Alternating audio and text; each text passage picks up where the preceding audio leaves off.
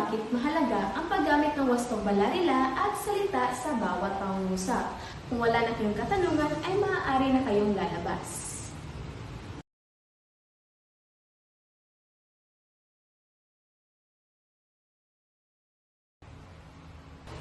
Okay, Rika?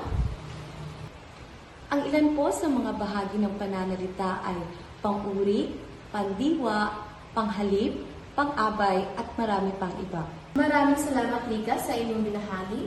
Maaari ka nang uupo.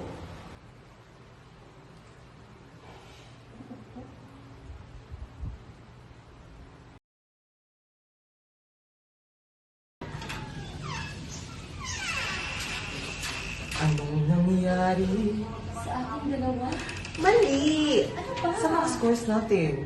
Oo nga nagtataka nga ako bakit 80 lang tayo? Oo nga, tama naman to. Ito rin. Yan din. Kaya saan tayo nag... Dito! Diyan. Bakit mali? Di ba sila mismo ang nagsabi? Siyang Ito? tunay. Bakit minali? Galing nga to sa kanya, tapos mali.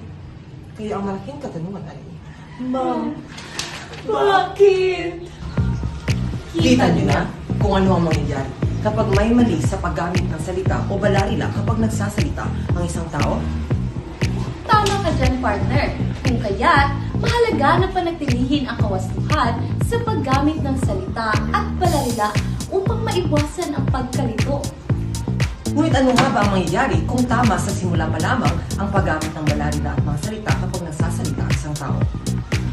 Panoorin natin to. Roll VTR.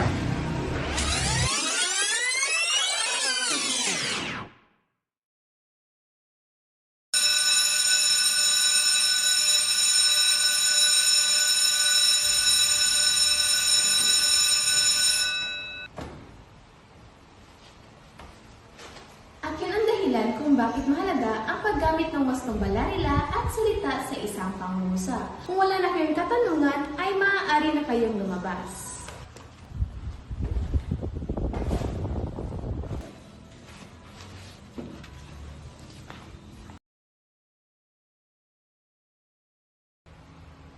Okay, Rika? Ang ilan po sa mga bahagi ng pananalita ay pang-uri, pandiwa, panghalip, pang-abay at marami pang iba. Maraming salamat, Rika, sa iyong binahagi. Maaari ka nang umupo.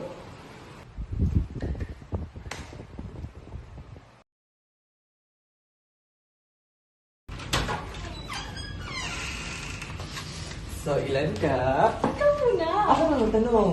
Sabay na lang tayo. Sige, sige. 1, 2, 3. 100!